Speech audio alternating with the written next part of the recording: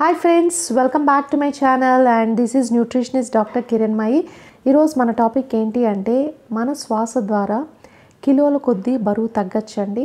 దీని గురించి చాలామందికి ఐడియా లేదు, బట్ ఈ వీడియోలో నేను క్లియర్గా ఎక్స్ప్లెయిన్ చేస్తాను హౌ ఇట్ ఈస్ పాసిబుల్ అని.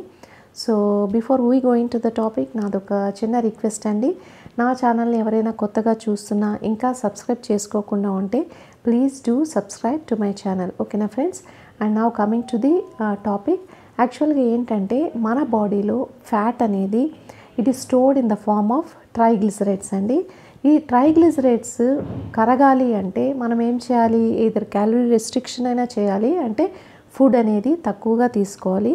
అట్ ద సేమ్ టైం మనము ఫిజికల్ యాక్టివిటీ ఆర్ ఎక్సర్సైజ్ అనేది చేయాలన్నమాట. అలా చేయడం వల్లనే ఫ్యాట్ అనేది కరుగుతుంది.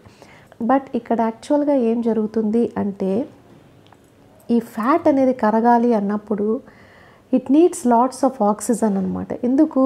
It has to undergo A process called oxidation. ఈ ఆక్సిడేషన్ జరగడం వల్ల ఈ ఫ్యాట్ అనేది కరుగుతుంది. ఈ ఆక్సిడేషన్ జరగాలి అంటే మనకు ఆక్సిజన్ అనేది కావాలి. సో ఫర్ ఎగ్జాంపుల్ మనము ఒక 10 kg ఫ్యాట్ అనేది కరిగించాలనుకోండి మన బాడీలో, you need nearly 30 kg of oxygen. 30 kg of oxygen మన బాడీలోకి వెళ్తే ఈ 10 kg fat it gets converted into 28 kilograms of carbon dioxide and water అనమాట. ఎప్పుడైతే ఈ ట్రైగ్లిసరైడ్స్ కరిగి కార్బన్ డైఆక్సైడ్ అండ్ వాటర్గా మారుతుందో, కార్బన్ డైఆక్సైడ్ అనేది లంగ్స్ ద్వారా బయట వచ్చేస్తుంది అండ్ ఈ వాటర్ అనేది sweat, faeces and also urine ద్వారా బయట వచ్చేస్తుంది అనమాట. సో ఇక్కడ మనం తెలుసుకోవాల్సింది ఏంటి అంటే మనము క్యాలరీ రెస్ట్రిక్ట్ చేసిన, ఎక్సర్సైజ్ చేసిన, you need good amount of oxygen to melt our fat. So ఇక్కడ ఏంటంటే యూజువల్గా మనము గమనించండి, మనం ఏదైనా వర్క్ చేస్తున్నా, పడుకున్నా, ఆర్ ఎల్స్ చదువుకుంటున్నా, or if you are doing any kind of work, we don't focus much on our breathing. మనం ఏంటంటే ఇంటెన్స్గా బ్రీతింగ్ అనేది చేయం. లైక్ మామూలుగా ఈ ప్రాణాయామ ఇలాంటివి చేస్తుంటారు చూడండి, అలాంటప్పుడు డీప్ బ్రీతింగ్ అనేది చేస్తారు. సో డీప్ బ్రీతింగ్ చేసినప్పుడు మనకు అడిక్వేట్ అమౌంట్ ఆఫ్ ఆక్సిజన్ అనేది లోపలికి వెళ్తుంది. బట్ నార్మల్గా ఉన్నప్పుడు we are not doing that kind of deep breathing.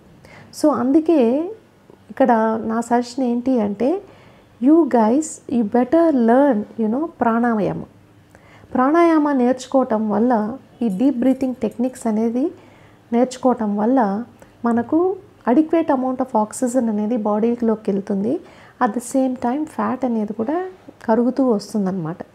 And ఇంకొక సజెషన్ ఏంటి అంటే మీరు ఖచ్చితంగా ఎక్సర్సైజ్ అనేది లైక్ 30 to 45 minutes ఏదో రన్నింగ్ కానీ, జాగింగ్ కానీ, ఆర్ స్విమ్మింగ్ కానీ, సైక్లింగ్ కానీ ఏదైనా చేయండి.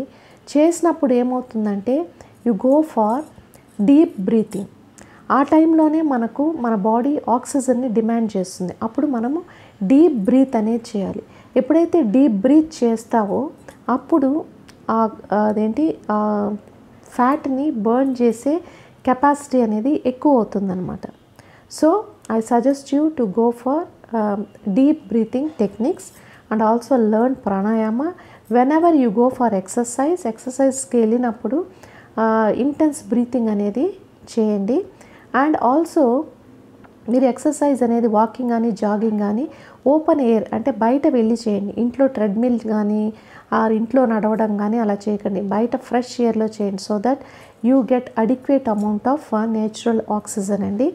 అండ్ ఆల్సో మీరు నైట్ టైము ఎక్సర్సైజ్ చేశారనుకోండి, లైక్ వాకింగ్ కానీ, జాగింగ్ కానీ, మనకు ఆ ఎక్సర్సైజ్ కెపాసిటీ అనేది ఇంకా 20% పెరుగుతుందన్నమాట.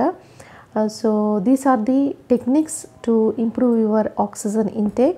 సో ఆక్సిజన్ ఇంటేక్ ఎంత అడిక్వేట్గా ఉంటే అంత ఇదిగా ఆక్సిడేషన్ అనేది, ఫ్యాట్ ఆక్సిడేషన్ అనేది బాడీలో జరుగుతుంది.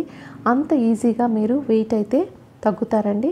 ఐ హోప్ ఈ వీడియో మీకు నచ్చింది అనుకుంటాను. నచ్చితే లైక్ చేయండి, షేర్ చేయండి and please do subscribe to my channel. Thank you guys. Bye bye, take care.